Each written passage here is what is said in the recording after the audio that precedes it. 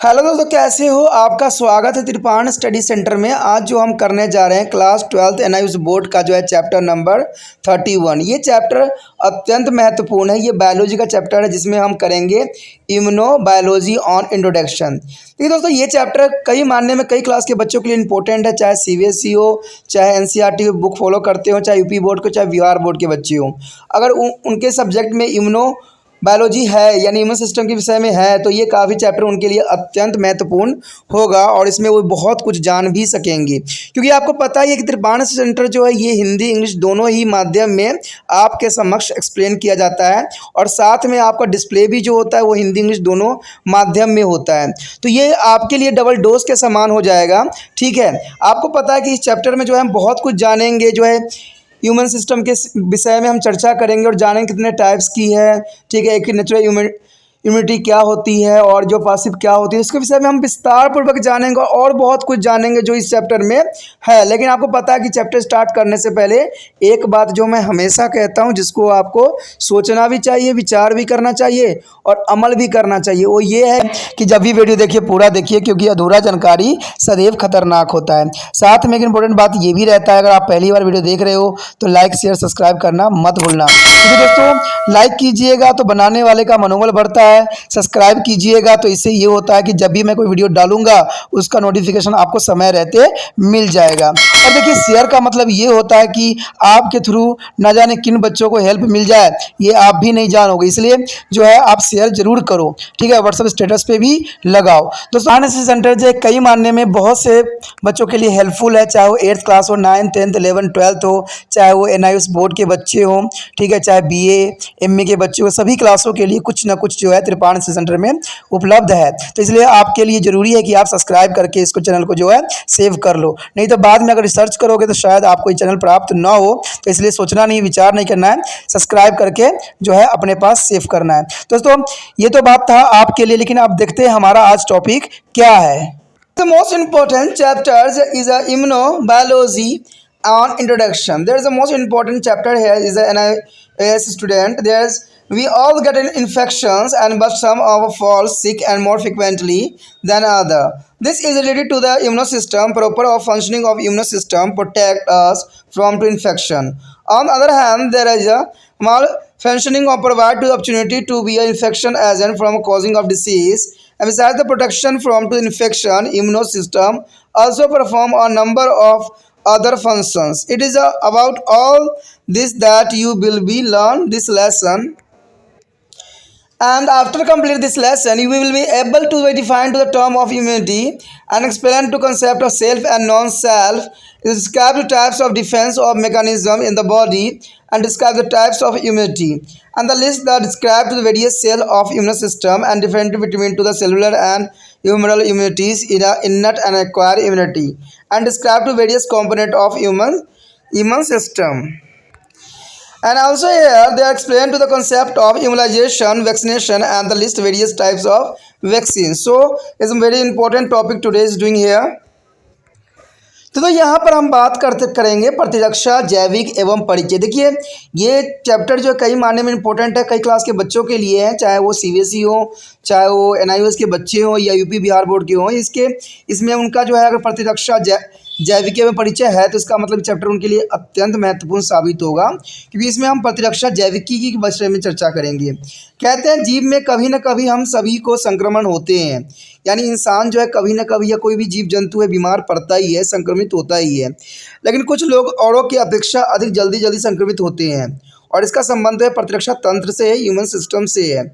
और ये आपको कोरोना वायरस ने भी बता दिया होगा कि ह्यूमन सिस्टम होती क्या है और प्रतिरक्षा तंत्र के भली भांति अक्षरों से आप भली भांति ज्ञात भी होगा, क्योंकि ये सारी टर्म वर्ड जो थी वो आई है इन्हीं के दौरान और लोगों को तो कहते हैं बच्चे को इस विषय में जो है पता लग चुका है।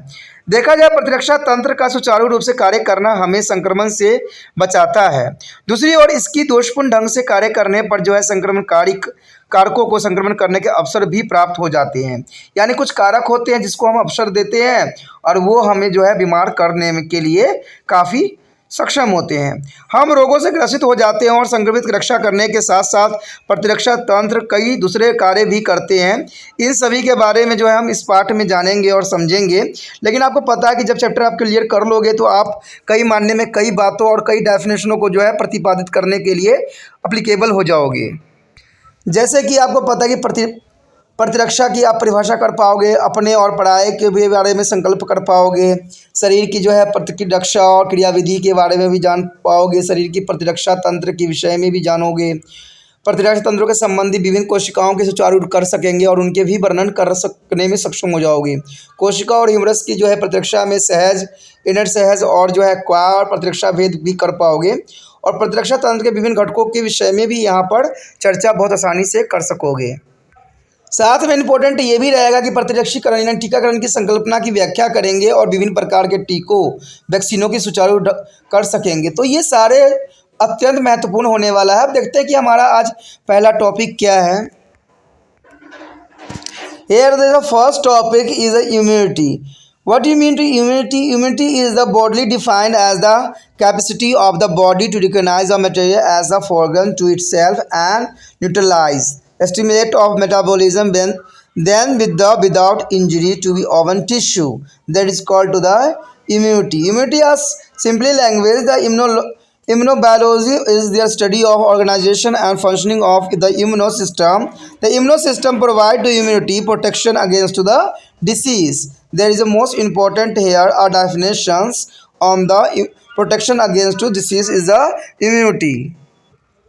Here the one fact is a Jenner, the father of immunology. Jenner is called to the father of immunology, Edward Jenner. There is a complete name is Edward Jenner. Is a 1749 to 1823.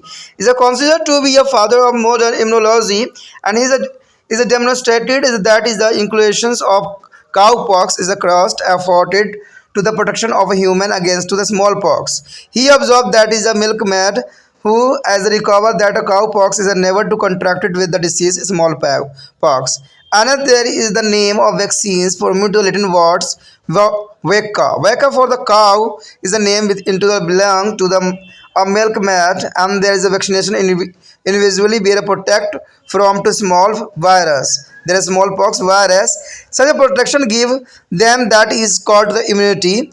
To a smallpox is a other genus neither now to the actually causing agent of the disease nor a actually mechanism of protection. That is a Jenner is the father of immunology. He is discovered from the 1749 to 1823. Here is the concept of self and the non-self. There is the most important here. The basis of the above mentioned the protection was the ability of immunosystems of man is a milkmaid and the vaccination individual to distracted or between to self. There is a organ tissue and non-self is a component of the outsider.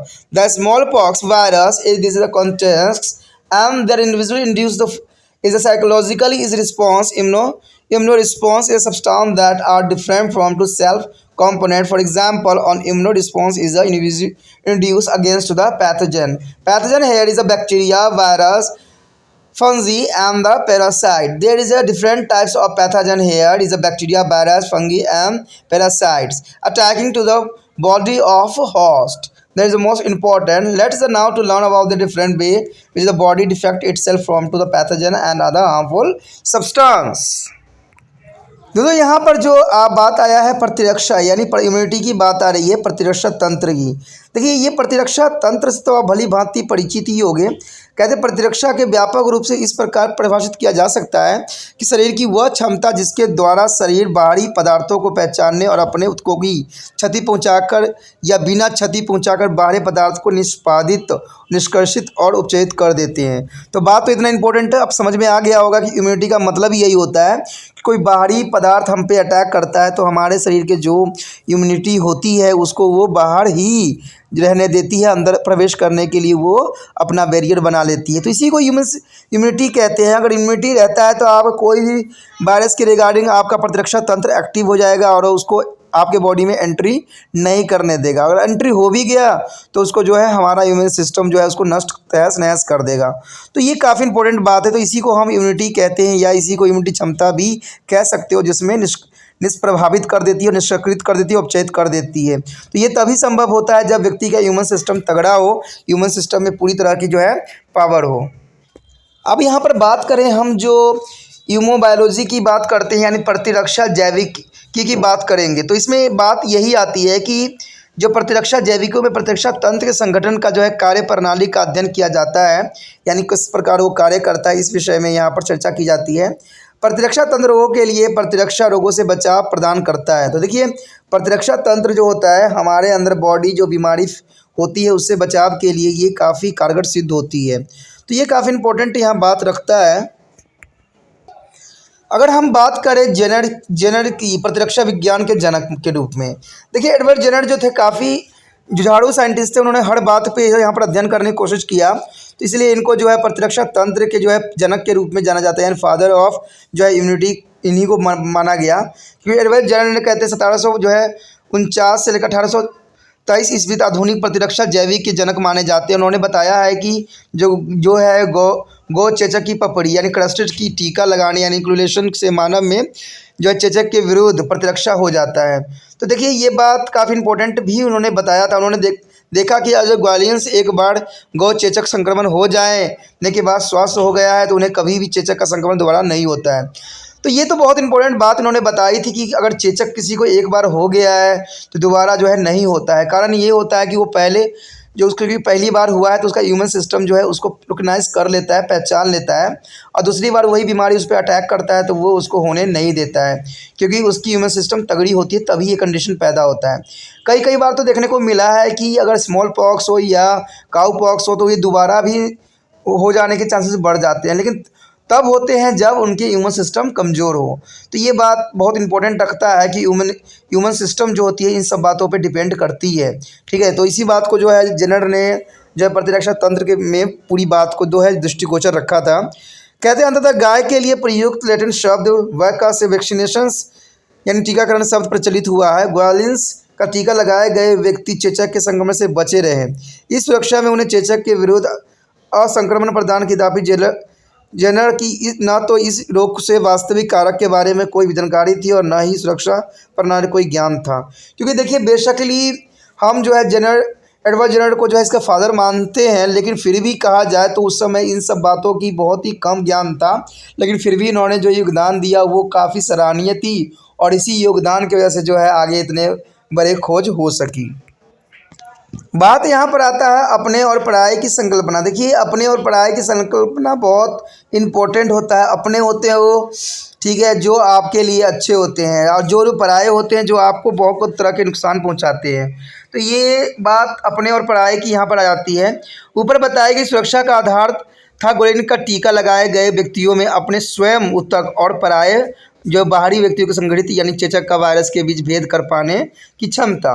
तो कहते हैं अगर tissue अपना tissue था तो अपने tissue तो वो एक्सेप्ट कर सकते, लेकिन बाहरी के द्वारा लगाया गया जो टिश्यू थे वो उसको संभालना बहुत ही मुश्किल बात आ गया था। कहते हैं एक व्यक्ति अपने से हटकर जो है पदार्थों के विरुद्ध एक शक्ति क्रियात्मक अनुक्रिया करते हैं। प्रतिरक्षा अनुक्रिया उदाहरण के तौर पर अगर रोगजनक यानी जो है जीवाणु, विषाणु, कवक और परजीवी जो कि पोषी पर आक्रमण करते हैं उनके विरुद्ध एक प्रतिरक्षा अनुक्रिया होती है। यानी अगर देखा जाए तो ये रोगजनक जैसे जीवाणु हो, विषाणु हो, कवक हो, परजीवी हो तो उसके प्रति जो है प्रतिरक्षा जो है अनुक्रिया बहुत काफ़ी अच्छा यहाँ पर संकल्पित रूप में कार्य करता है। आइए अब हम इस पर विभिन्न तरीकों के बारे में भी जानने की इनके द्वारा शरीर में रोगों एवं अन्य हानिकारक पदार्थों का स्वयं की रक्षा किस प्रकार करते हैं। तो देखते हैं इसमें क्या है आगे। There is the next topic is the defense mechanism in the body. There is the most important here. Defense mechanisms in the body. There are 4 defense mechanisms in our body. First is the immunity is defend the body from an infection. Second is a metabolic defense to be metabolized and is a dactophaxis from foreign chemical. And third is a stoppage of the bleeding is a hemostasis to prevent the blood loss. And fourth is the resistance to stress mainly through the release of hormones. There is the immunology. The defense is the most important defense mechanism. It's a provide to protection against the various infected agent as a virus, bacteria, fungi, parasites, and also against the develop of tumor.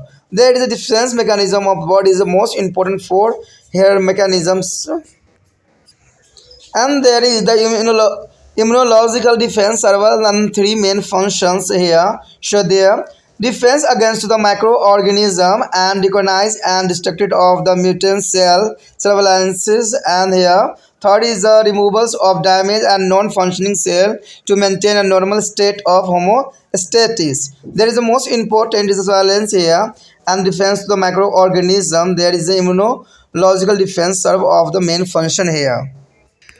दोस्तों यहाँ पर अगर बात हम करें शरीर की प्रतिरक्षा प्रणाली की, तो ये काफ़ी इम्पोर्टेंट है, क्योंकि हमारे शरीर के लिए जो है प्रतिरक्षा प्रणाली कई मायने में इम्पोर्टेंट रखता है और इम्पोर्टेंट है भी। कहते हैं हमारे शरीर में 4 प्रतिरक्षा प्रणाली होती है, जो कि काफ़ी इम्पोर्टेंट होता है। पहला तो यही होता है कि शरीर के संक्रमण से बचने के लिए प्रतिरक्षा।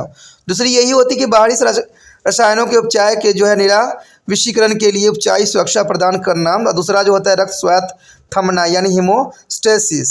हीमोस्टेसिस हो या रक्त स्तंभ हो, या स्तंभ रोकना जो है रोकना या रुकना, जिससे रक्त की हानि नहीं होती है। अगर देखा जाए तनाव के विरुद्ध जो है प्रतिरोध मुख्यतः हार्मोन के जो है निश्चित होने से ऐसा होता है। अगर इस प्रकार प्रतिरक्षा प्रणाली सबसे महत्वपूर्ण सुरक्षा प्रणाली है, तो यह अनेक संक्रमण कारकों के विरुद्ध प्रतिरक्षण प्रदान भी करता है। जैसे कि आपको पता ही है कि विषाणुओं, कवकों, परजीवियों के विरुद्ध, और साथ ही अब्दुल एक प्रकार के जो है रसौदी ट्यूमर वृद्धि के विरुद्ध भी इसका जो है महत्वपूर्ण यहाँ पर कार्य रखता है। तो ये जो है प्रणाली काफ़ी इंपॉर्टेंट है, जिसको 4 रूप में यहाँ पर प्रतिपादित किया गया है। बात अगर हम यहाँ पर करें प्रतिरक्षा सुरक्षा प्रणाली के 3 मुख्य कार्य के विषय में, तो ये तो आपको पता है कि पहला कार्य तो इसका यही होता है कि सूक्ष्म जीवों की से प्रतिरक्षण, यानी सूक्ष्म जीव जो होते हैं माइक्रो ऑर्गेनिज्म, उसका जो है प्रतिरक्षण करते हैं। तो अगर वो नहीं करेंगे तो वो हमारे शरीर को काफ़ी हद तक बीमार करने के लिए पर्याप्त होते हैं। दूसरी बात तो यही आता है कि उत्परिवर्तित कोशिकाओं की पहचान व विनाश, क्षतिग्रस्त एवं अकृत्रिम कोशिकाओं का निराकरण द्वारा सामान्य स्थिति बनाए रखना और समस्थापन की समवस्था जो है हेमोस्टैसिस में किया जा सकता है। Next topic is immune system. The immune system is here most important. By now you are aware that immunity to infections is one of the most important factor facilitated is the survival of the individually. Immunity is the mainly provided by a complex network of cells, tissue and soluble factor. The network is a collectivity referred to as the immune system.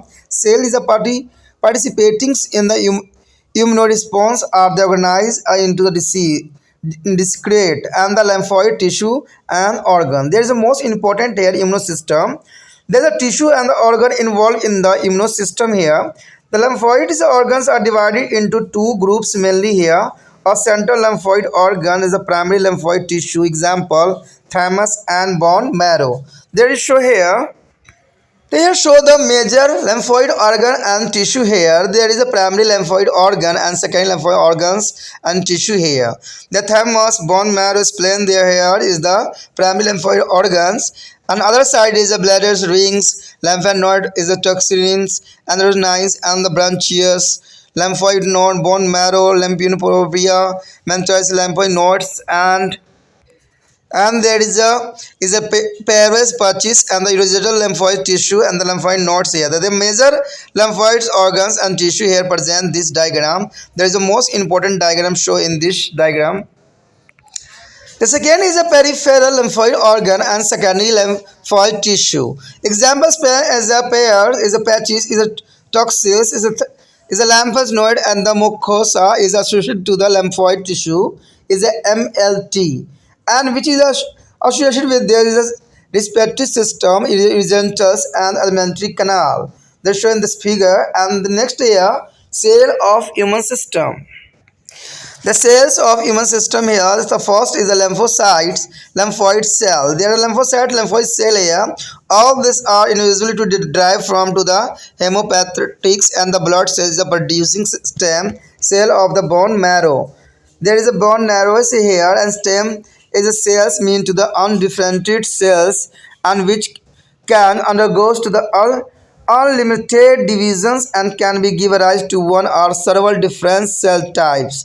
Apart from producing lymphocytes, bone marrow stem cell also is differentiated to be produce or erythrocytes. Erythrocyte is a red blood cells, and thrombocyte is a blood platelets, and the granulocytes and the monocyte is a white blood cell. There is the most important here is the lymphocyte part here. The erythrocyte is the red blood cells, thermocyte is the blood platelets, and granulocyte and monocyte is the white blood cells. And the next here, is a merophasis. There is a macrophasis here. There is second is a macrophasis. They are derived from two monocytes. The lymphocytes are the major cell types of responsible for performing the immunofunction. About 10-12 power lymphocytes consist of is a mature lymphoid system in the humans, and the functioning lymphocytes are divided into two subclasses.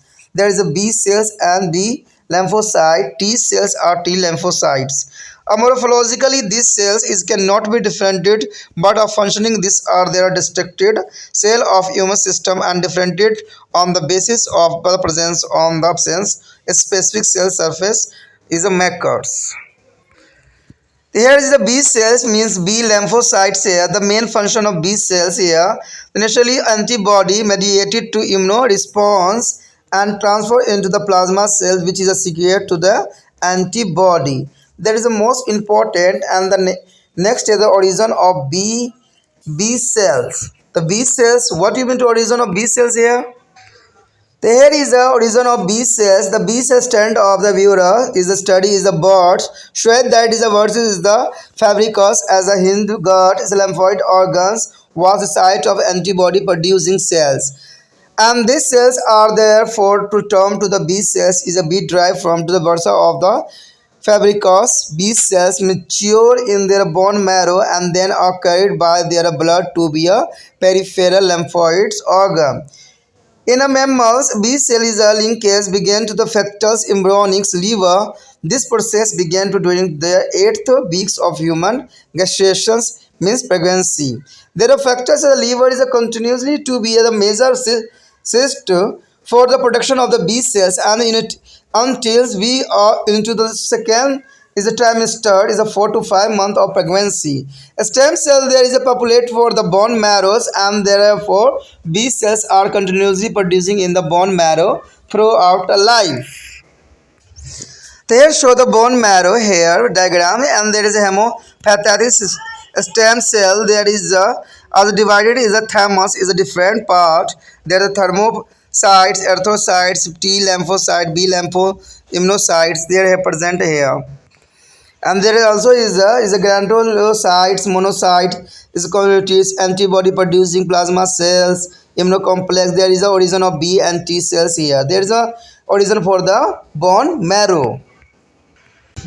So here is the characteristics of the B cells here important. There is first here B cells display immunoglobulins as an integrated protein of their cell membranes, and this surface immunoglobulins antibody act as a receptor for anti-specific to it, and their B cells are responsible for their production of the antibody.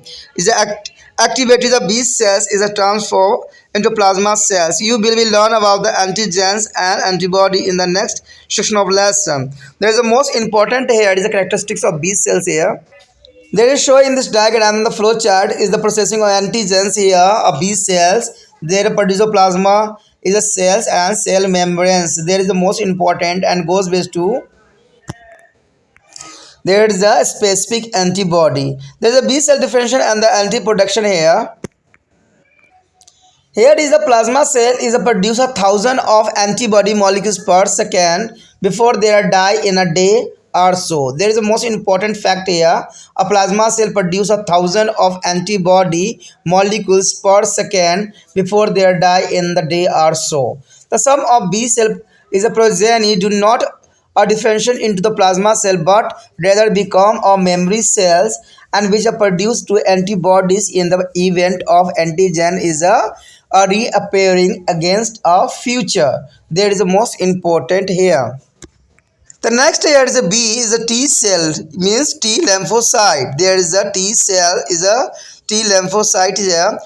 In a contrast to B cells is other lymphocytes the leap to the bone marrow in the immature state during to the fetus and the early stage of life, and these are the carried to be a thymus matured in their thymus and then to the immigrate to the peripheral lymphoid organ. And this cells is a constituent to second major class of lymphocyte. The lymphocytes are T, as they are T derived from the thymus. A producing of T cells is a completely earlier life. But like B cells, there are also undergoes to the mutasis is a peripheral lymphoid organ. The daughter cells began to identical to be original T cell. And there is a most important main function of T cells here. So first of all, here is the main function of T cell is regulate to the immune response. That is the first, and second is a meditate cell. Meditated immuno is the CMI response, and second, third is introduced to the B cell to producing antibody, and the T cells are functionally classified into three category: that TH, TC, and TS. The helper T cells here TH is a promote to the response of B cells or resulting in antibody production activity other T cells. And second is the cytotoxins T cell. TC is a kill to virus infected cells and tumor cells.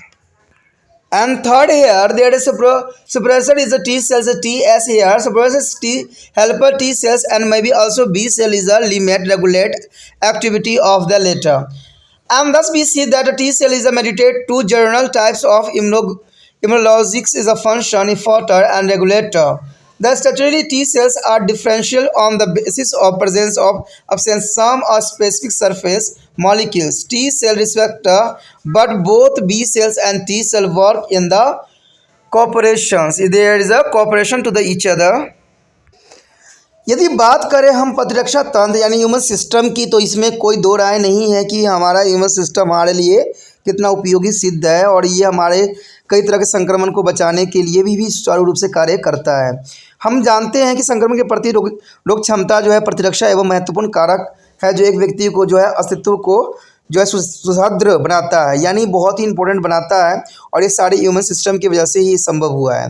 कहते हैं अगर प्रतिरक्षा कोशिकाओं को उत्कों एवं विलयता यानी बिलीय कारकों पर जटिल तंत्र है तो इस तंत्र को जो है सामूहिक रूप से प्रतिरक्षा तंत्र कहा जा सकता है। यानी यही प्रतिरक्षा तंत्र जो होता है हमारे शरीर की कई तरह की बीमारियों से लड़ने में हमें काफ़ी हेल्प करता है। बात करें प्रतिरक्षा के अनुक्रियाओं के संबंधित, कोशिका को अलग जो है लसिकाभ उत्कों और अंगों में संगठित किया जाता है। तो ये काफ़ी इंपॉर्टेंट बात है कि इसको लसिकाभ और उत्कों और अंगों में जो है इसको संगठित किया जाता है, अलग किया जाता है। अगर बात करें हम पहली पॉइंट को, तो कहते हैं प्रतिरक्षा तंत्र से संबंधी ऊतक और अंग। देखिए कौन कौन से अंग जो होते हैं प्रतिरक्षा तंत्र से संबंधित होते हैं, तो ये जानना आपके लिए बहुत रोचक रहेगा। अगर देखा जाए तो लसिकाभ अंगों के दो समूह में विभाजित किया जाता है। एक तो होता है हमारा केंद्रीय लसिकाभ अंग तथा प्राथमिक लसिकाभ ऊतक, उदाहरण के लिए थाइमस और अस्थि मज्जा। तो अस्थि मज्जा जिसे हम बोन मैरो भी कहते हैं, ये इंपॉर्टेंट पहला रहता है। यहाँ पर इसके विषय में आपको डायग्राम भी दिख रहा होगा जो कि काफ़ी इंपॉर्टेंट है। ये सारे के सारे जो हैं हमारे इम्यून सिस्टम को जो है बूस्ट करने के सारे ऑर्गन्स होते हैं। यहाँ पर अस्थि मज्जा जहाँ पर जो है ब्लड बनती है, जो कि ये बहुत काफ़ी इंपॉर्टेंट रखता है। ठीक है, पहिया भी दिखा हुआ है, थैलमस भी दिख रहा होगा आपको, प्राथमिक लसिका अंग भी दिखने को मिलेगा और द्वितीय लसिका अंग भी आपको दिखेगा, जिसमें पैच जो है पेयर पैच अंतर संयोजिक लसिका वर्ग जो है लेमिनी जो प्रोपिया अस्थि मज्जा लसिका पर्व। तो ये सारे चीज़ें काफ़ी इंपॉर्टेंट यहाँ अपना स्थान रखता है।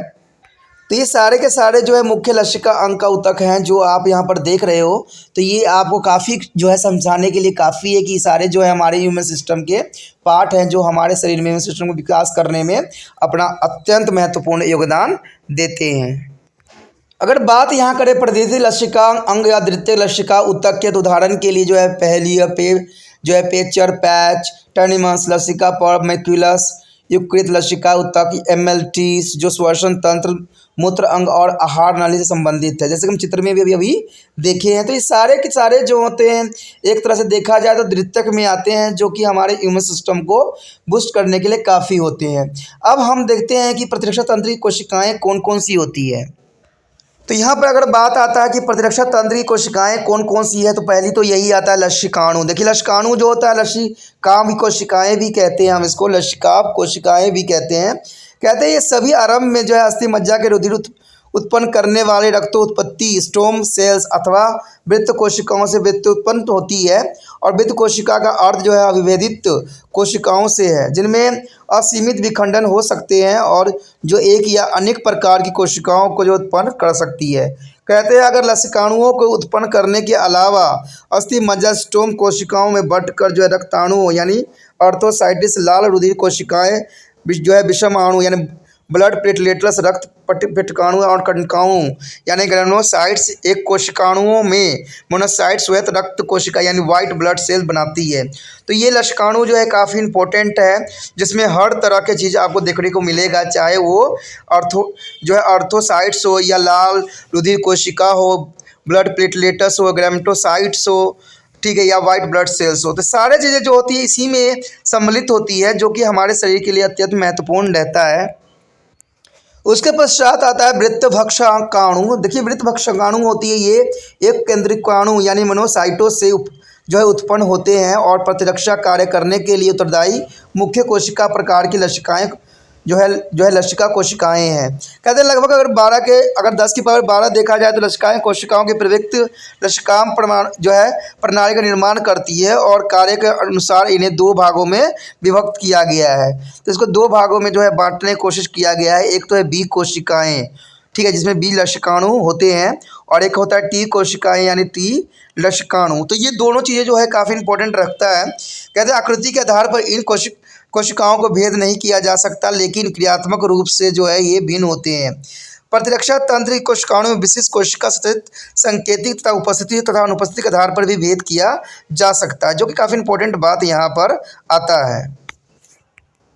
अगर बात हम आगे करें तो इसमें बी कोशिकाएं जो बी लसिकाणु हैं और बी कोशिका के प्रमुख कार्य तो यही होती है कि प्रतिपिंड यानी एंटीबॉडी के माध्यम से प्रतिरक्षा प्रक्रिया को आरंभ करना।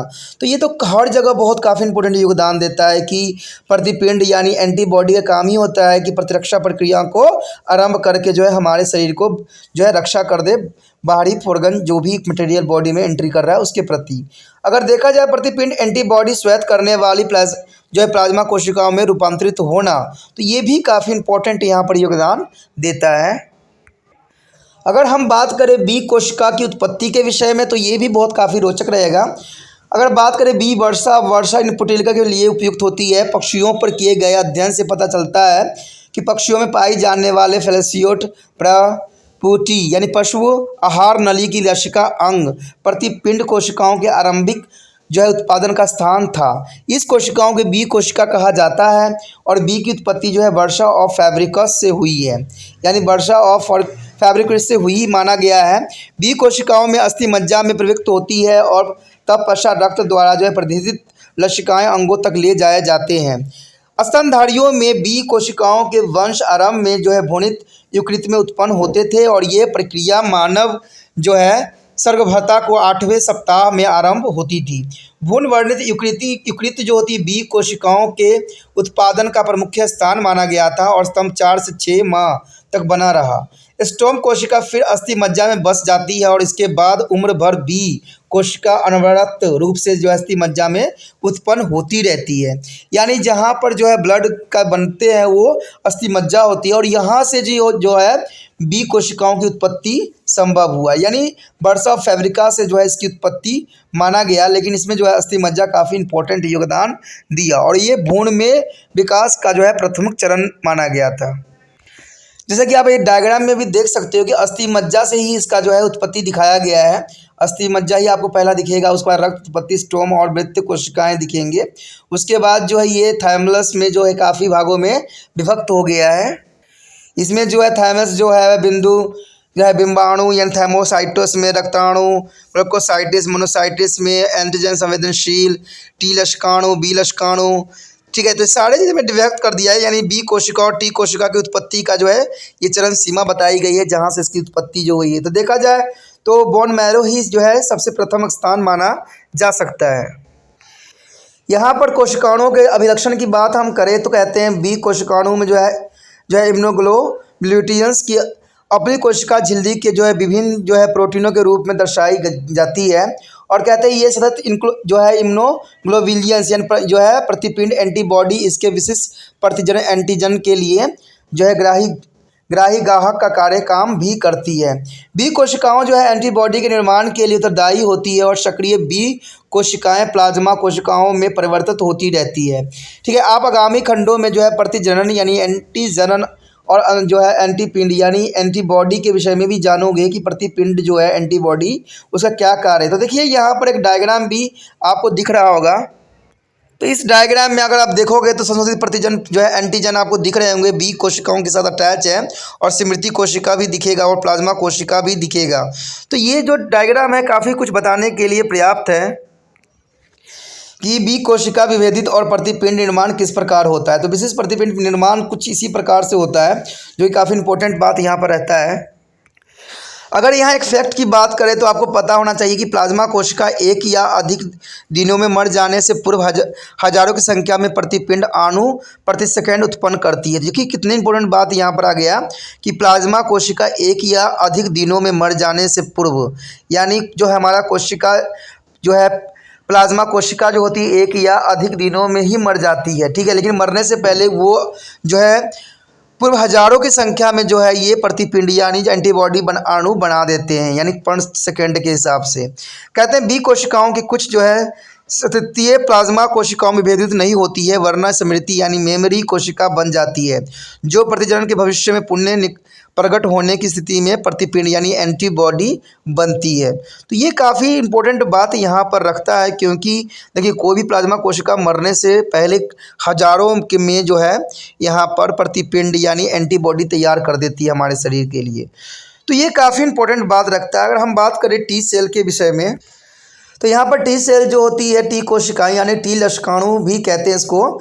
ये जो होता है बी कोशिकाओं के विपरीत दूसरी लक्षणाणु भ्रूण यानी अवस्था का जीवन के आरंभिक अवस्था में अस्थि मज्जा छोड़ देती है, यानी आखिरी अवस्था में जो है अस्थि मज्जा यानी बोन मैरो जो है इसको छोड़ती है। ये थाइमस में ले जाई जाती है और इस अंग में प्रवृत्त होती है, तब उपरांत वह प्रथित लक्षिकाम अंगों की ओर गमन करती है और ये कोशिकाएं द्वितीय लक्षणाणु कोशिका वर्ग का निर्माण भी करती है, जिन्हें टी लक्षणाणु या टी कोशिका भी हम कहते हैं।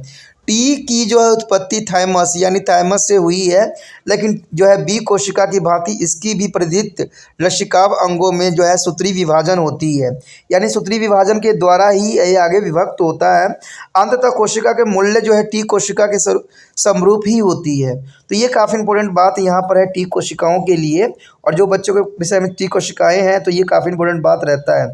अगर बात करें हम टी कोशिकाओं के कार्य के विषय में तो देखते हैं क्या इसका कार्य है।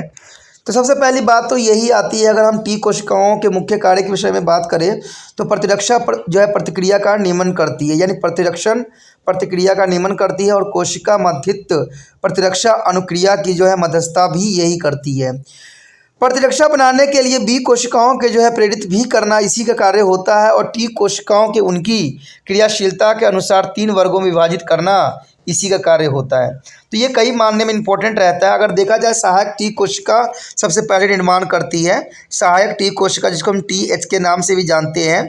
ये जो होता है बी कोशिकाओं के अनुक्रिया को बढ़ाते हैं, जिसमें प्रतिपिंड का निर्माण होती है, एंटीबॉडी का निर्माण होता है, और अन्य टी कोशिकाओं से कोक्रिया बनाती करती है ये। उसके पश्चात दूसरी बात जो होती है इसमें जो है कोशिका विषी, यानी कोशिका विषी जो होती है साइटो कोशिका यानी टॉक्सी मतलब अविषित टी कोशिका यानी टीसी बनाती है, यानी कह सकते हैं यहाँ पर टॉक्सिक की बात की गई है, विषय की विष की बात की गई है। तो ये विभिन्न संक्रमित कोशिकाओं के जो है अब्दुल कोशिकाओं को नष्ट कर देती है, तो इसीलिए इसमें जो है टॉक्सिक की बात आ गई है। अगर हम सदामक टी कोशिका यानी टी एस की बात करें तो ये जो है सहायक टी कोशिका का दमन करती है और संबद्ध बी कोशिकाओं को क्रियाशीलता को सीमित निमित्त भी करती है। और इस प्रकार हम देखते हैं कि टी कोशिकाओं को 2 सामान्य प्रकार की प्रतिरक्षा कार्य करती है। इसमें देखा जाए तो प्रभावक यानी प्रभावकारी और नियामक यानी नियमनकारी 2 तरह के इसमें दिखाया गया है। सकारात्मक रूप से टी कोशिकाओं के कुछ विशिष्ट सतहीय अणुओं यानी टी कोशिका गांहिकों की उपस्थिति और अनुपस्थिति के आधार पर विभेदित किया जा सकता है। बी कोशिकाओं एवं टी कोशिकाओं एक दूसरे के लिए काफ़ी सहयोगी सिद्ध भी होती है। So our next topic is antigen and antibody. There is a most important here, antigen and antibody. We'll discuss about the self and non-self as we get a broad idea of antigen. Let us learn about more about it and the define and the property of an antigen here. An antigen is any of foreign molecules that can be triggered to the specific immune response. There is the most important. Antigen is any foreign molecules that can is trigger a specific immune response. Most antigen are either protein or very large is a fluorosaccharide. The fluorosaccharides are very large, and another term is the immunogens is also used to antigen. However, there is a slightly is a difference between the two immunogens describe to the molecule that procures on immunoresponse, while the antigen describe are molecules which react with the antibody produced. And the here, they here show their paratopes and the epitopes here. They are part of antibody molecule which make a contact with their antigen is termed to the paratopes. The part of antigen molecule that make a contact with the paratope is called epitopes. And there may be a series of the epitopes on the antigen such as epitopes cluster is called antigenic determinant. There is a antigenic determinant. And requirement of become on antigen here, a substance should be foreign to the host. Substance should be a foreign to host, and molecular weight of the molecules should be of 10,000 Dalton to or more. It should be post or chemical complexity. That is the most important. There are next here antibody. The antibody is defined and property here. Antibody is a protein molecules produced in an animal in a response to an antigen. An antibody belongs to be a category of proteins called immunoglobulin. There is the proteins called to the immunoglobulin. Each antibody molecule is a composed of four interlinked is a polypeptide chain. There is a four interlinking polypeptide chain. The two long chain are called heavier chain. Their two long chain is called to the heavier chain, and their two short chain is called to the light chain. An antibody has strands called to Fc protection, which is the compress the lower half of their two heavy chain and two prolong. The amino acid sequence that is a blind antigen. The amino acid sequence of Fc is a proton to the identically constant for all the antibody of same classes. In a contrast, amino acid sequence for an antigen binding or site of vary from antibody to antibodies in the given here. Here show the antibody structure. Their antibody structure is the most important here. Their light chain and the heavier chain. A specific antigen binding site, one prolong and F stem. There is a antibody structure. There is antibody structure is the most important for the exam view. So here is the types of immunoglobulins. There are five major classes of antibodies or immunoglobulins. Here the structured by their amino acid sequence in the heavier chain. These classes are designed by the Ig, Igd, Iga, Ige, Igg, and the Igm. The Ig is a here is a immunoglobulin. There Ig is a here is a immunoglobulin, and they also differ to the molecular weight of the functions. There the IgG is found to the highest concentration, almost 75% of total immunoglobulins in a humans. There is the most important for the IgG. And next here, antibody are produced by the plasma cell, which are differentiated B cells, and each B cell is a type producing to the antibody which react with the particular peptides of antigen. And the next here, secretory to the antibody travel all over the body through the blood and reach the antigen and kind that stimulate their immune response. Combine with the antigens and then direct or attack by pathocytic cells, and which the eat up to the foreign material is eliminate to the antigen to the cell bearing them. So here show the important diagram. Antigen antibody binding. There is a most important diagram show here. The antigenic determinant here, antigen binding site, antibody there here. There is antigen antibody binding there has most important of attached to each other. बात यहाँ पर आ गया है प्रतिजन और प्रतिपिंड यानी antigen और antibody के विषय में. देखिए एंटीजन एंटीबॉडी काफ़ी इंपॉर्टेंट रहता है और इसके विषय में जानना अत्यंत रोचक भी रहेगा। हमने अपने और पढ़ाई के विषय में तो पढ़ा ही है अभी कुछ समय पहले ही कि विवेचन करते समय हमने प्रतिजनन और विशिष्ट बोध हुआ है। हमने इस विषय में विस्तार पर जानने की कोशिश करेंगे कि जो प्रतिजन है या प्रतिपिंड है, एंटीबॉडी एंटीजन है, वो किस प्रकार जो है हमारे लिए सुलभ कार्य करता है।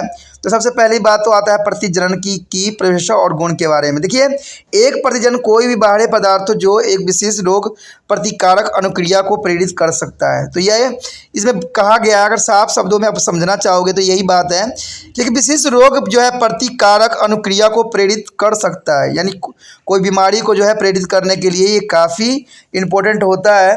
तो ये प्रतिजनन कहलाता है। देखिए, प्रतिजनन के बारे में अगर और बातें जानना चाहते हो तो इसमें यही बात आती है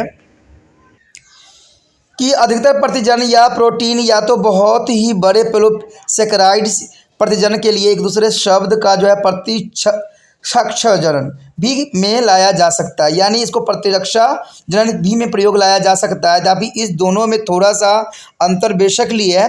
अगर बात करें प्रतिरक्षण, एक अणु एक घोतक है जो एक प्रतिरक्षात्मक अनुक्रिया को प्रेरित करता है, जबकि प्रतिजनन एक अणु का घोतक है जो उत्पन्न हुए एंटीबॉडी से जो है प्रक्रिया करता है। तो ये जो प्रतिजनन और प्रतिपिंड है काफ़ी मानने में यहाँ इम्पोर्टेंट है, जो कि अधिकतर प्रतिजनन या तो प्रोटीन है या पॉलीपेसाकराइड है। अगर हम बात करें पैराटॉप्स या एपिटॉप्स के विषय में, देखिए पैराटॉप एपिटॉप्स इन्हीं के विषय में बताता है। किसी भी एंटीबॉडी का वह स्थान जिसे कोई प्रतिजनन संलग्न होती है, यानी पैराटॉप कहलाता है। यानी किसी भी एंटीबॉडी का वह स्थान जिसे कोई प्रतिजनन संलग्न करता है, यानी जहाँ पर ये आपस में मिलते हैं उसको हम पैराटॉप्स कहते हैं। प्रतिजन अणु वह भाग है जो पैराटॉप्स के जो है संपर्क बनाता है और एपिटॉप कहलाता है। देखिए, संपर्क बनाने से जो है ये एपिटॉप में कन्वर्ट हो जाता है। और एक जो है प्रतिजनन में जो है एपिटॉप्स को एक श्रेणी हो सकती है। इस प्रकार की जो है एपिटॉप समूह को प्रतिजैनिक निर्धारक भी कहते हैं। तो ये काफ़ी इंपॉर्टेंट बात है। कहते हैं एक प्रतिजन बनने की आवश्यकता क्यों होती है, क्यों ज़रूरत पड़ती है इसकी। तो कहते हैं जो है पदार्थ पोषी का जो है अपना नहीं बल्कि पराया होना चाहिए। ये बहुत काफ़ी इंपॉर्टेंट है कि एक प्रतिजन बनाने की आवश्यकता क्यों पड़ती है कि पदार्थ पोषी जो होती है अपना नहीं बल्कि पराया होना चाहिए। अणु का जो है अणु भार कम से कम 10,000 डाल्टन या अधिक होना अत्यंत महत्वपूर्ण है। इसमें जो है रासायनिक सफलता का गुण भी होना बहुत ही मायने रखता है। तो ये सारे गुण का होना बहुत ही इम्पोर्टेंट है, तभी जाके जो है ये प्रतिजन बनने की आवश्यकता है को फॉलो कर सकता है। अगर हम बात करें यहाँ पर जो है एंटीबॉडी की यानी प्रतिपिंड की यानी एंटीबॉडी की अगर बात करते हो तो ये परिभाषा और गुण क्या है इसके। कहते हैं एक जो है प्रतिजनन की अनुक्रिया को फलस्वरूप उत्पन्न होने वाले प्रोटीन अणु जो है प्रतिपिंड और एंटीबॉडी, ठीक है, कहलाता है। या तो इसको हम प्रतिपिंड के नाम से जाना जाता है हिंदी में, अगर इसको कहे तो हम एंटीबॉडी कहते हैं। तो एंटीबॉडी तो आपको पता ही है कि एंटीबॉडी का मतलब ही होता है कि कोई भी बीमारी के खिलाफ वो हमारे सुरक्षा कवच के रूप में कार्य करता है। एंटीबॉडी प्रोटीन के वर्ग की जो है जो देखा जाता है इम्यूनोग्लोबुलिन्स कहलाता है। प्रत्येक एंटीबॉडी अणु 4 पेलोपेप्टाइड श्रृंखला से बना होता है जो आपस में जुड़ी रहती है। 2 लंबी श्रृंखलाओं को भारी श्रृंखलाएं और छोटी श्रृंखलाओं को हल्की श्रृंखलाएं भी कहते हैं। यानी एक भारी श्रृंखला होती है और एक हल्की श्रृंखला होती है, जो हम डायग्राम में भी देखेंगे। एक एंटीबॉडी में एक वृत्त होता है जिसे हम FCV कहते हैं। यह भारी श्रृंखलाओं का निम्न अग्रभाग 2 भुजाओं यानी प्रतिजनन के जो है वृद्धि करने वाले एमिनो अम्ल अनुक्रमण को मिलाकर बनता है। एक ही वर्ग के सभी एंटीबॉडी के लिए जो है FC भाग को जो है एमिनो अम्ल अनुक्रम समरूप नियमित होती है। इसके विपरीत अगर देखा जाए तो प्रतिजनन बांधे भाग के लिए जो है अमीनो अम्ल अनुक्रमण एंटीबॉडी के साथ परिवर्तनशील होती है, जो कि काफ़ी इंपॉर्टेंट यहाँ पर बात रखती है। यहाँ पर एक डायग्राम जो है प्रतिपिंड का डायग्राम है, जिसमें आप देख सकते हो कि इसमें भारी श्रृंखला भी देखने को आपको मिलेगा और हल्की श्रृंखला भी आपको नज़र आ रहा होगा। ये बहुत इंपॉर्टेंट डायग्राम है, इसको एग्ज़ाम के व्यू से भी आप इसको तैयार कर सकते हो और ये बहुत साधारण है, जिसको आपको जानना इतना बड़ा लफड़ा नहीं रहेगा, बहुत ईजी है। कहते हैं एक भुजाएँ आपको भी दिख रहा होगा, विशिष्टो एस्ट्रोजन जो है बाध्य स्थल भी दिखेंगे और FC स्तंभ और स्टेम भी दिखेंगे। तो ये काफ़ी इंपॉर्टेंट डायग्राम आपके लिए रह जाता है। इसमें आगे जो है हमारा देखा जाए तो एक हम यहाँ पर देख रहे हैं कि जो इम्यूनोग्लोबुलिन्स के प्रकार के विषय में है। देखिए दोस्तों, ये काफ़ी इंपॉर्टेंट रखता है क्योंकि ये काफ़ी ज़रूरी भी है। कहते हैं एंटीबॉडी जो है या एंटीबॉडी कह लो, चाहे इसको इम्यूनोग्लोबुलिन्स के 5 वर्ग में बांटा गया है, जो भारी श्रृंखला में अमीनो अम्ल को अनुक्रमण के आधार पर जो है विभेदित किए जाते हैं। अगर ये वर्ग देखा जाए तो IG, IgA, IgE, IgG एवं जो है IgM के रूप में रिप्रेजेंट होता है। यहाँ IG जो यूज़ किया गया है इम्यूनोग्लोबुलिन्स के रूप में किया गया है, तो ये काफ़ी इंपॉर्टेंट है। ये जो है आणविक भार या प्रकार भी भिन्न होते हैं। अगर बात करें हम IgG की तो सर्वाधिक सांद्रता में पाई जाती है, यानी IgG जो है सर्वाधिक सांद्रता में पाया जाता है। और कहते हैं मानव में कुल जो है इम्यूनोग्लोबुलिन की लगभग जो है 75% एंटीबॉडी का निर्माण जो है प्लाज्मा कोशिकाओं द्वारा ही किया जाता है। तो ये बहुत काफ़ी इंपॉर्टेंट बात यहाँ पर है कि कहते हैं 75% से अधिक बातें जो है एंटीबॉडी का निर्माण जो है प्लाज्मा कोशिकाओं द्वारा ही किया जाता है, जो विभेदित बी कोशिकाएँ होती है। कहते हैं प्रत्येक बी कोशिका एंटीबॉडी उत्पन्न करते हैं जो प्रतिजनन के एक विशेष जो एपिटोप्स में से प्रतिक्रिया करते हैं। तो ये काफ़ी इंपॉर्टेंट बात यहाँ पर आ जाती है। यहाँ पर श्वेत एंटीबॉडी रक्त के माध्यम से पूरे शरीर में जो है परिभ्रमण करती है और प्रतिरक्षा अनुक्रिया के प्रेरित करने वाले प्रतिजनन के पास पहुँचाती है। कहते हैं उनके साथ संयुक्त होकर जो है आक्रमण योजना बनाती है और जो है भक्षण काणु कोशिकाओं द्वारा जो विजातीय पदार्थों का भक्षण करती है, ये प्रतिजनन या उन्हें धारण करने वाली कोशिकाओं को नष्ट कर देती है। तो ये काफ़ी इंपॉर्टेंट बात यहाँ पर जो है आ जाती है, ठीक है, इसके प्रति, क्योंकि ये आक्रमण योजना बनाती है और जो है प्रतिजनन या उन्हें धारण करने वाले कोशिकाओं को नष्ट भी कर देती है। यहाँ पर डायग्राम भी आ गया कि प्रतिजनन के प्रतिपिंड के बंधन। देखिए यहाँ पर जो है दो चीज़ों को आपस में बॉन्डिंग करके बनाने की कोशिश किया गया है, जो सुचारू रूप से होता भी है। प्रतिजनन देखिए, और ये एंटीबॉडी प्रतिपिंड भी यहाँ पर दिखेगा आपको, जहाँ एंटीजननी निर्धारक और एंटीजनन जो बाध्य स्थल भी आपको दिखेगा। तो इस प्रकार जो है प्रतिपिंड जो है प्रतिजनन प्रतिपिंड बंधन आपस में करते हैं और आपस में करके ही जो है आगे बढ़ते हैं। There is the next topic is the types of immunoresponse. There is the most important topic here, types of immunoresponse here. There is a bodily immunoresponse can be classified into two categories, is a non-specific immunoresponse and a specific immunoresponse. There is the most important the types of immunoresponse. There are two categories, non-specific immunoresponse and a specific immunoresponse. The first of all is here is a non-specific immunoresponse. Are there those which non-selective protect against the foreign substance or cell without having to recognize their specific identity, is a phagocytosis involving and particular matter by the macrophages and their extracellular killing by protein known as the complement. There are two non-specific types of immunoresponse. And second here, specific immunoresponse, there are adoptive immunoresponse. There is called to the adoptive immunoresponse. Depend upon to the is the immunological recognitions of their substance or cell to be attacked. Specific immunoresponse are given by the two types here. The first here, the cell-mediated immunoresponse. There is a first here, a cell-mediated immunoresponse. The mediated by the cytotoxics is a T cells and natural kill cells. This constitutes to the major defense against the intracellular virus and cancer cell. And the B here is the antibody-mediated and humoral immunoresponse. This response are mediated by the antibodies secreted by the plasma cell which arise from to the activity B cells. They are constantly major form of protection against the bacteria and virus. The above two different each other in their table. The both cell immediately and antibody immediate immunoresponse are facilitated by the helper T cells and inhibited by their suppressor T cells. So here show the diagram is a bone marrow stem cell and thymus processing, and bursa is a processing here, and T lymphocyte antigen cooperation bond to the B lymphocyte antigen, and the next here there is a blast and cell mediated immunoresponse and plasma cells here, a humoral immunoresponse antibody formation. There is a most important diagram of cell mediated and humoral immunoresponse.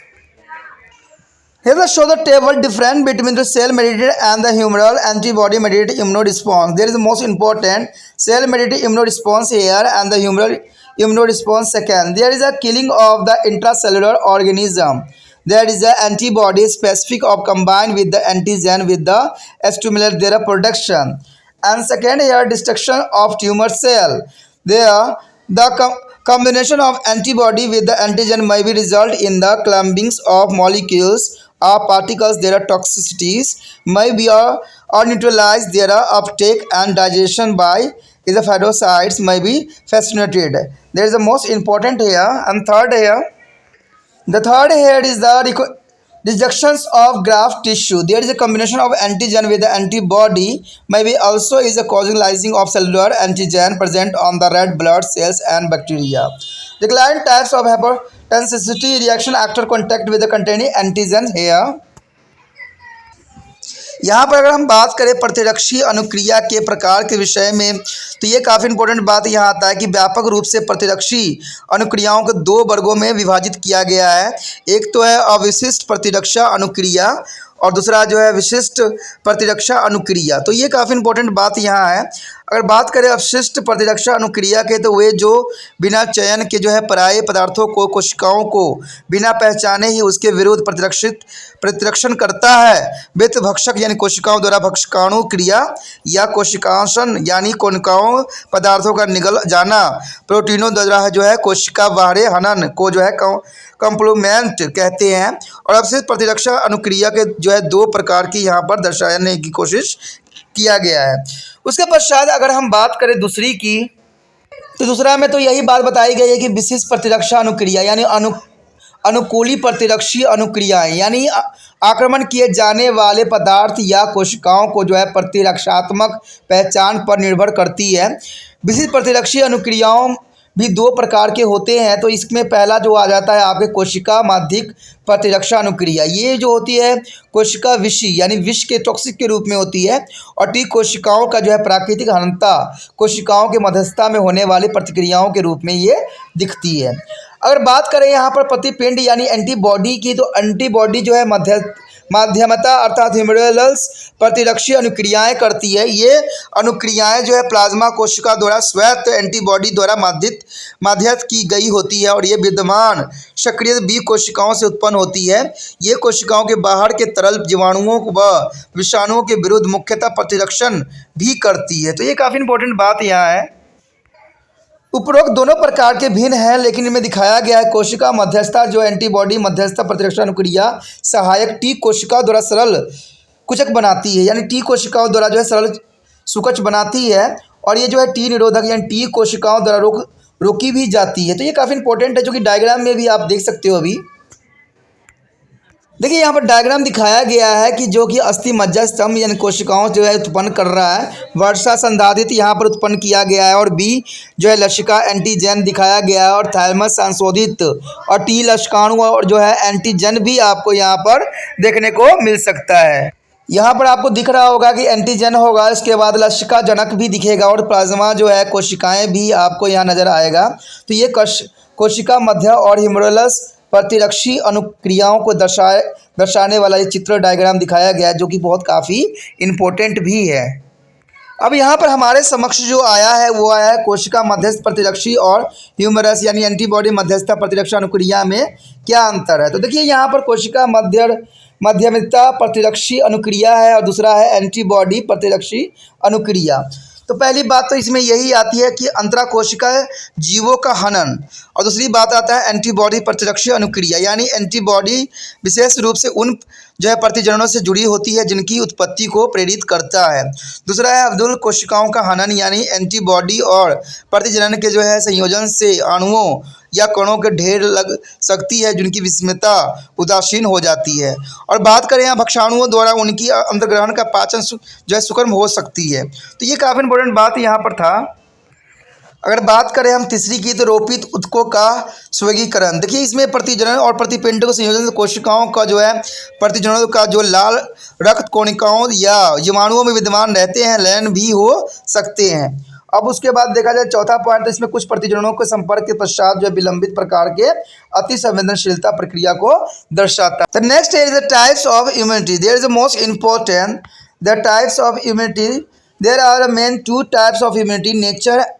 Naturals is a innate, is a genetical from a birth and acquired development during to lifetime. There is the most important immunity here. First is the natural and innate immunity. A healthy individual is generally immune to the potential of harmful microorganisms by a number of very effective mechanisms. These mechanisms are termed to innate or natural immunity. The innate defense consists of three main components. There are physical barrier is a prevent entry of germs, and second is a phagocytic cells are dealings with the germs with their enter, and the soluble component is a component. There is the most important. The first of all is a physical barrier. The physical barrier here, it is the first line of defense. It is a mean to the preventing to the entry of pathogen into the body. And the skin, the outer tough layer of skin is formed to the content of, and almost the impermeable of germ. The same mucous is a gland is the skin is generated on the acidic environmental by the producing lactic acid which kill many pathogen. And the epithelial lining of the various organs, there are respiratory tracts and alimentary tracts is the gut, and there is urinary genital tracts have access to the epithelium cells layer covered by a protective mucous lining. In the respiratory tracts, the cilia is covered with to the external surface of epithelium cell, continues to the beat of board, and to about there are nasopharynx, and there help to be expel particle of pathogens. Epithelial cells are constantly renewed, and there is a removal expel pathogens along on their surface. There is a body secretion. The body secretions such as the sweats and secretions from the eyes also ward pathogens, and other body fluid contain molecules which are the bactericidals that is capable of kill of bacteria. Example of speromines in a semi-fluid is a hydrochloric acid in a gastric juice. There is the most important for the hair body secretion is the respiratory system, alimentary canal system, and skin. If the germ is somehow enter the body to the avoiding the physical barrier of body, there is the other two main defense of mechanism come into the play is a pathocytosis, and there is a bactericidal effect of the soluble chemical is a factor affecting to the known as the complement system which are described below. There is a pathocytic cells here. A phagocytic cells is when to the macroorganisms are enter to particles such as the colloidal carbon enter to tissue fluid or blood stem, and they are very rapidly is invaded and destroyed by the pathocytic cells. Such cells may be either be a circulating in a is a body fluid or may be defined in a some tissue. This phenomenon is called to the phagocytis. Literacies mean to the eating by their cell. The information there is a destruction digestion of microorganism assigned to be a two major types of cell, namely to the macrophages is a content WBC and is a macrophages. There are macrophages, liver and spleen. There is the most important here. Here is an important feature of the is a phagocytic cell. There is a rapidly is a to a foreign molecules as a foreign agent is oncoming to the contact or which they come in a contact with. They are contain a digestive enzyme to the breakdown important to the materials. They are important link between to innate and acquired immunity described to below. There is a third is a complement system here. The complementary system is a group of protein known as the complementary provide to another innate immunity mechanism for a killing microbes without a perverse is a phagocytosis. Complement system is a stimuli is a complex system consists of at least 20 protein. There is the most important of complementary system is a complement system stimuli. A complex system consists at least 20 protein. Some of the complementary component is a designing by their letter C is a flowing by a number. The most pivotal and most abundant component is a C3. The complement and maybe also act also options is the C36 as a options is their types of antibody was binding to the antigen on the virus. The virus or bacterium as a facility there is a sequent ingestion by their pathocytic cells. So the antibody can also causing to direct destruction of microbe by making their membranes weakest. तो यहाँ पर प्रतिरक्षा के प्रकार के विषय में है तो काफ़ी इंपॉर्टेंट रहेगा। कहते हैं प्रतिरक्षा के प्रकार, देखिए प्रतिरक्षा के दो प्रकार के होते हैं, तो आपको भी पता है कि एक तो होता है प्राकृतिक जो सहज रूप से जो है बच्चों को बर्थ के समय प्राप्त होती है, और एक जो होता है उपसर्जित यानी जो हम जीवन काल में कभी भी जो है बच्चों को जो है ह्यूमन सिस्टम बूस्ट करने के लिए टीकाकरण करवाते हैं। तो ये काफ़ी इंपॉर्टेंट है। लेकिन कहते हैं पहला जो है जो जन्मजात होती है, जो अनुवांशिक जन्म से ही निर्धारित होती है, वो प्राकृतिक कहलाता है। और प्राकृतिक कई मानने में बच्चों के लिए एक वरदान सिद्ध भी हो सकता है और वरदान भी रहता है। तो अगर हम देखा जाए प्राकृतिक सहज प्रतिरक्षा जो है रोध क्षमता कैसे करती है, देखिए एक स्वास्थ्य व्यक्ति स्वयं को हानिकारक सूक्ष्म जीवों के प्रभाव से कई प्रभावकारी क्रियाविधि द्वारा बचाता है। इस क्रियाविधि को जो है सहज प्राकृतिक प्रतिरक्षा कहते हैं, यानी प्राकृतिक रूप से आपको प्रतिरक्षा तंत्र जो है विकसित हो चुका है। सहज रक्षा के तीन मुख्य घटक होते हैं। एक तो होता है आपको भारी अवरोध यानी रोगाणुओं के प्रवेश को रोकने वाली, एक होता है जो है भक्षकाणिका कोशिका यानी प्रवेश करने वाले रोगाणुओं के साथ उचित व्यवहार किया जाए, और एक होता है विलय यानी विलयशील घटक यानी जिसको हम कॉम्प्लीमेंट भी कहते हैं। तो ये तीनों जो है काफ़ी इंपॉर्टेंट यहाँ पर रखता है, किसमें जो जन्मजात हमारा ह्यूमन सिस्टम होता है। सबसे पहले अगर हमारे समक्ष आता है तो शारीरिक अवरोध, देखिए शरीर के प्रति अवरोध क्या होता है, ये प्रथम रक्षा पांति है। इसका आशय ये है कि रोगाणु के शरीरों में प्रवेश करने से रोकने वाली रक्षा पांति है। देखिए इसमें सबसे पहले आ जाता है श्वसन तंत्र, दूसरा आता है आहार नाल, तीसरा होता है त्वचा। तो ये सारी चीज़ें जो है काफ़ी इंपॉर्टेंट रखता है प्रतिरक्षा क्षमता में, प्रतिरक्षा तंत्र के विकास में। इसमें त्वचा की बात किया जाए तो त्वचा की बाहरी सतह परत जो होती है कैरेटीन पदार्थ की बनी होती है, यानी ये कैरेटीन पदार्थ की बनी होती है और रोगाणुओं के लिए लगभग उद्दीप्त होती है। त्वचा की जो सीवम ग्रंथि यानी तेलिया ग्रंथि जो होती है लैक्टस अम्ल उत्पन्न करके अम्लीय वातावरण का निर्माण करती है, जो कई रोगाणुओं को नष्ट कर देने के लिए काफ़ी सक्षम होती है। उसके पश्चात विभिन्न अंगों को जो है एपिथेलियम परत कहते हैं, यानी विभिन्न अंगों को जो है एपिथेलियम परत यानी श्वसन पक्ष आहार पथ जो है मूत्र जनन पथ में बाहरी एपिथेलियम परत होती है, जो एक जो है रश्मि श्लेष्मा परत से ढकी रहती है। श्वसन क्षेत्र की जो है एपिथेलियम परत को ढकने वाली जो है पक्षाभ लगातार ऊपर की तरफ नासाग्राहसनी की ओर गति करते रहते हैं, और इस प्रकार जो है कणों को रोगाणुओं को बाहर निकलते रहते हैं। एपिथेलियम कोशिकाओं का जो है सतत रूप से जो है नवीकरण होता रहता है, और उनका निष्कर्षण उनकी सतह पर फंसे जो रोगाणुओं को जो है भी निष्क्रिय कर देता है। तो ये काफ़ी इंपॉर्टेंट है। उसके बाद है शारीरिक स्वाद। देखिए शारीरिक स्वाद क्या होती है, कहते शरीर के स्वाद जैसे पसीना व नेत्र स्वाद जो है रोगाणुओं को दूर भगाए रखते हैं।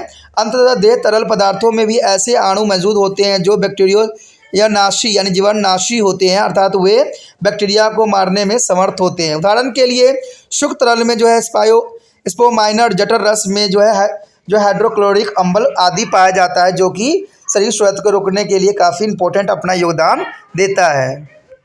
बात करते हैं अगर यदि हम जीवाणु के शरीर के जो है शारीरिक बाध्य तंत्र को बचाकर शरीर में प्रवेश भी चले जाते हैं, और दूसरी ओर मुख्य जो है प्रतिरक्षा तंत्र अपना अपना जो है काम संभाल लेते हैं।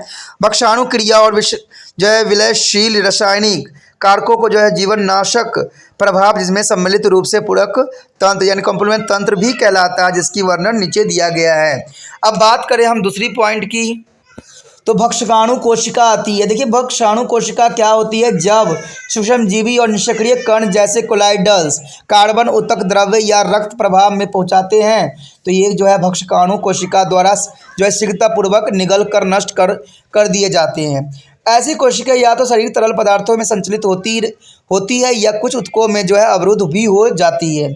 यह घटना जो है भक्षकाणु क्रियाओं का जो है कोशिका कर्षण यानी कोशिका अशन भक्षक कोशिका क्रिया यानी फेमोसाइटोसिस कहलाती है। शाब्दिक रूप से अगर कोशिका जो है द्वार भक्षण या जो है सूक्ष्म जीवों का निगलना जाना जाता है, तो नष्ट भी किया जाना अर्थात पचा भी लिया जाता है। तो दो मुख्य प्रकार की कोशिकाओं द्वारा किया जा सकता है, जिन्हें हम सूक्ष्म भक्षकाणु मैक्रोफाजेस मुख्य श्वेत रुधिर कोशिका और महाभक्षकाणु में जो फाज युकृत प्लेह में कहते हैं। तो ये काफ़ी इंपॉर्टेंट आता है जो है भक्षकाणु कोशिकाओं के विषय में। अगर बात करें सूक्ष्म भक्षकाणु को, तो ऐसी श्वेत रक्त कोशिकाएं जिनमें दो या दो से अधिक पाली यानी लोब्स पाली केंद्रक होते हैं, ये आकार में छोटे और अल्प जीवित होती है।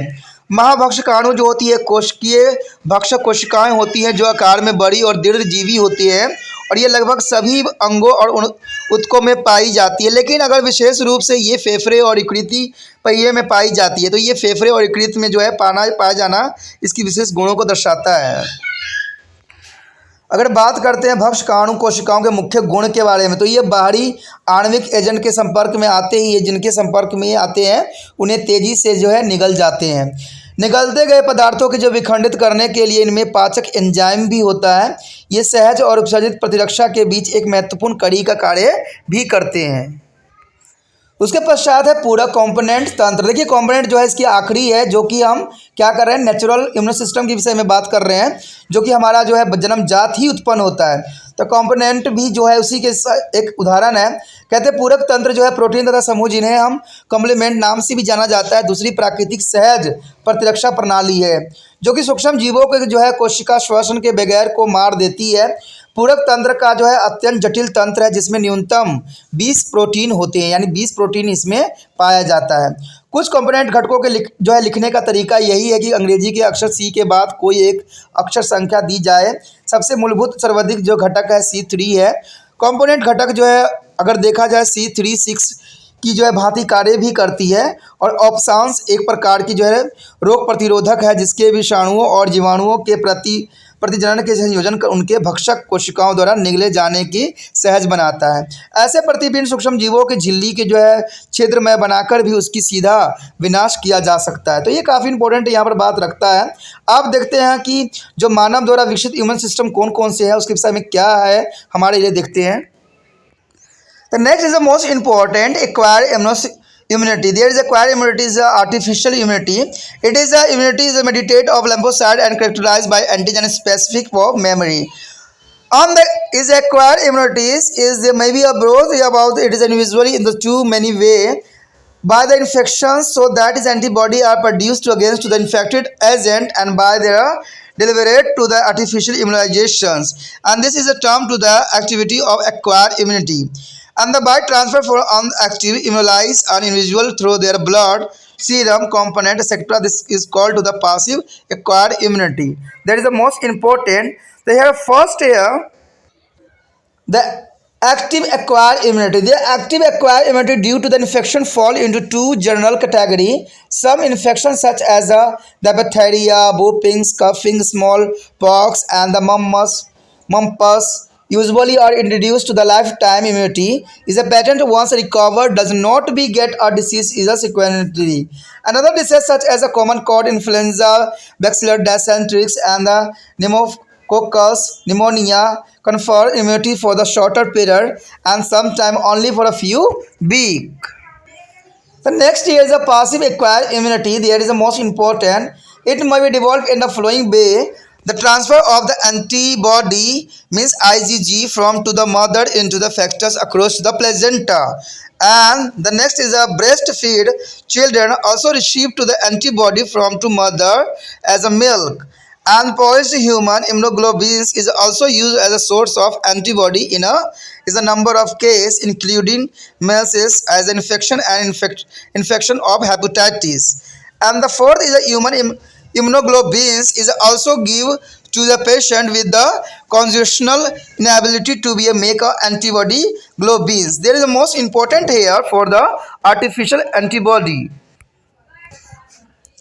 यदि हम बात करें उपसर्जित प्रतिरक्षा तंत्र के विषय में, तो हमें पता है कि यह प्रतिरक्षा लसिका कोशिकाओं के मध्यस्थता से होती है, और इसकी विशेषता यह है कि प्रतिजनन की विशेषता जो एवं समरण शक्ति के विषय में ये हमें बताती है। किसी व्यक्ति में उपसर्जित प्रतिरक्षा मुख्यतः निम्न दो तरीकों से हो सकती है। एक तो होता है संक्रमण द्वारा, ताकि संक्रमण जो है कारक के विरुद्ध एंटीबॉडी उत्पन्न हो जाए, इसे सक्रिय उपसर्जित प्रतिरक्षा कहते हैं। एक जो है सक्रिय रूप से जो है प्रतिरक्षी व्यक्तियों के खून, सीरम्स, घटकों आदि के स्थानांतरण द्वारा, इसे निष्क्रियता जो है उपसर्जित प्रतिरक्षा भी कहते हैं। तो ये काफ़ी इंपॉर्टेंट यहाँ पर बात आता है। पर जो उपसर्जित प्रतिरक्षा का मतलब दोस्तों यही होता है कि इंसान ने इसका स्वयं विकास किया है। क्योंकि हमने नेचुरल तो हमें पता ही है कि नेचर जो होता है जो जन्मजात हमें प्राप्त होती है, लेकिन ये जो होता है फ्यूचर में जो है हम इंजेक्शन के थ्रू हम अपने शरीर में जो है इसको विकास करने की कोशिश करते हैं। पहला यहाँ पर आता है सक्रिय रूप से जो है उपसर्जित प्रतिरक्षा तंत्र। देखिए क्या है ये, तो इसमें यही है कि संक्रमण द्वारा सक्रिय रूप से जो है प्राप्त प्रतिरक्षा दो सामान्य वर्गों में बांटा गया है। कहते हैं कुछ संक्रमण जैसे जो है डिप्थीरिया, कुक्कुर खांसी, चेचक, जो मूलन स्रोत या ग्लोसुलेसा यानी मप्पस आदि जो है सामान्यतः जीव भर की प्रतिरक्षा प्रदान करते हैं। अर्थात रोगी एक बार अगर ठीक हो जाए तो पश्चात पुण्य रोग से पीड़ित नहीं होता है। तो ये काफ़ी इंपॉर्टेंट रखता है, क्योंकि ये आर्टिफिशियल होती है। और ये जो होता है एक बार कोई बीमारी हो जाए, जैसे कि आपको पता है कि स्मॉल पॉक्स में भी कुछ इसी तरह को देखा गया है। अन्य रोग जैसे सर्दी, फ्लू, जीवाणु, पेचिश, अतिसार और निमोनिया अपेक्षित कम अवधि के लिए प्रतिरक्षा प्रदान करते हैं। कभी कभी केवल कुछ ही सप्ताह तक ये रहते हैं।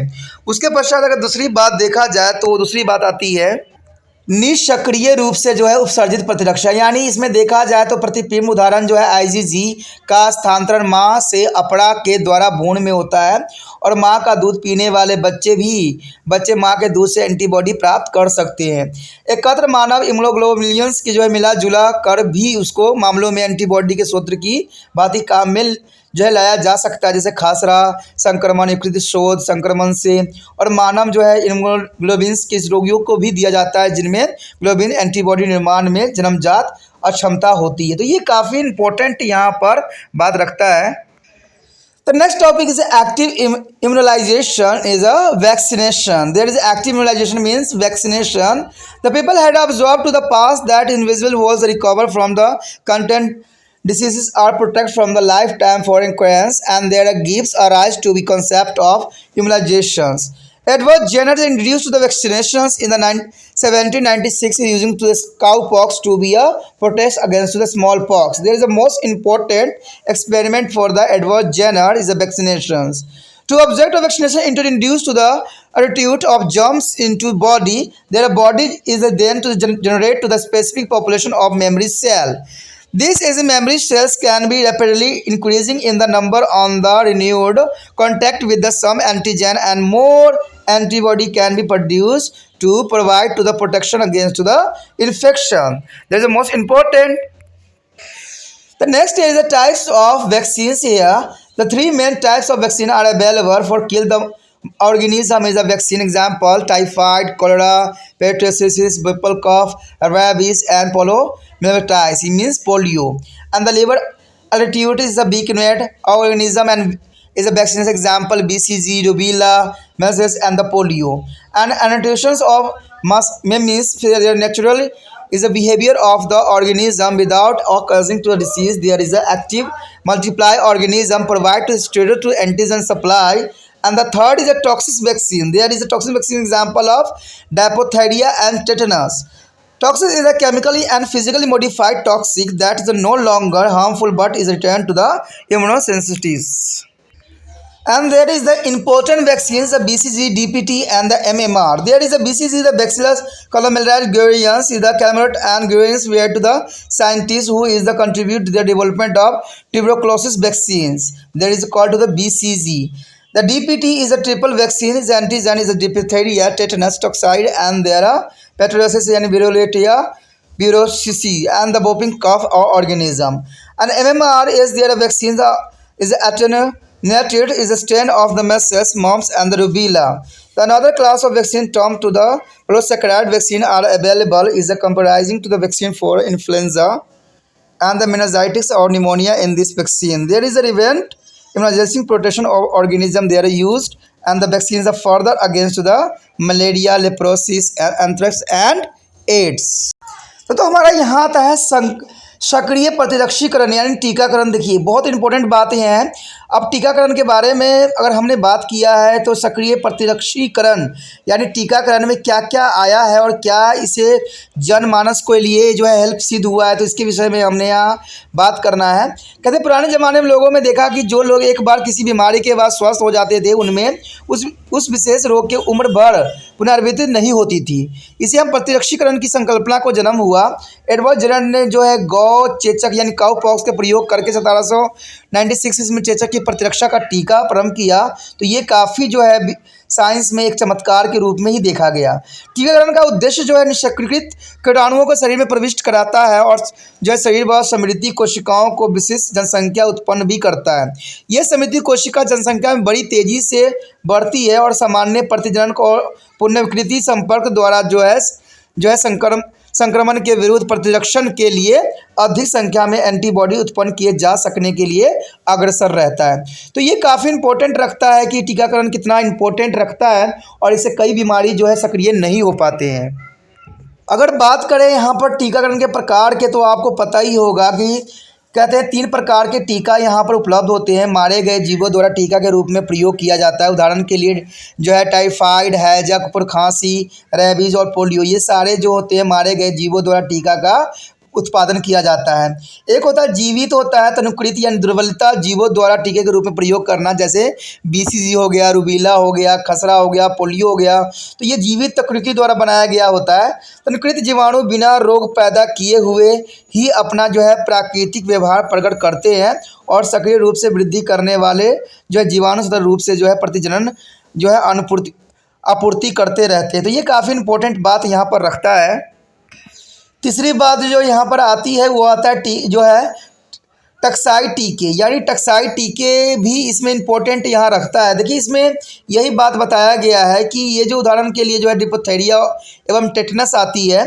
कहते हैं टक्साइड यानी अभिभाव एक रासायनिक या भौतिक रूप से परिवर्तित अविष यानी जीव विष होती है। ये जो हानिकारक नहीं रह गया है लेकिन इसका जो है प्रतिघनत्व यानी इम्यूनोजेनिसिटी बना रहता है। तो ये काफ़ी इंपॉर्टेंट बात यहाँ पर आती है। यदि हम बात करें महत्वपूर्ण टीके की, तो आपको पता है कि बीसीजी, डीपीटी और एमएमआर जो है काफ़ी इंपॉर्टेंट टीकाकरण का नाम आपके समक्ष है। अगर देखा जाए पहले बीसीजी के बारे में, तो बीसीजी जो है आपको बैसिलो कैलमेंट ग्यूरियंस भी कहते हैं। इसको शॉर्ट जो है फुल फॉर्म है इसका बैसिलो कैलमेंट ग्यूरियंस, यानी जो है कैलमेंट और ग्यूरियंस 2 वैज्ञानिक ने इन्हें टीबी के टीके के विकास में योगदान दिया, जिन्हें नाम से ये रखा गया, यानी बीसीजी इसका नाम रखा गया। तो ये जो साइंटिस्ट ने खोज किया उन्हीं के नाम से रखा गया और टीबी के इलाज में ये जो था एक रामबाण की तरह कार्य किया। अगर डीपीटी की बात करें तो ये है तरज टीका यानी प्रतिरक्षण डिप्थीरिया, टेटनस, टक्साइड और पेट्रोसिस, कुकर खांसी यानी ब्रोडेला पेट्रोसिस के रूप में कार्य किया और 3 नामक रोगों के जीवाणुओं के लिए एक ही टीका बनाया गया।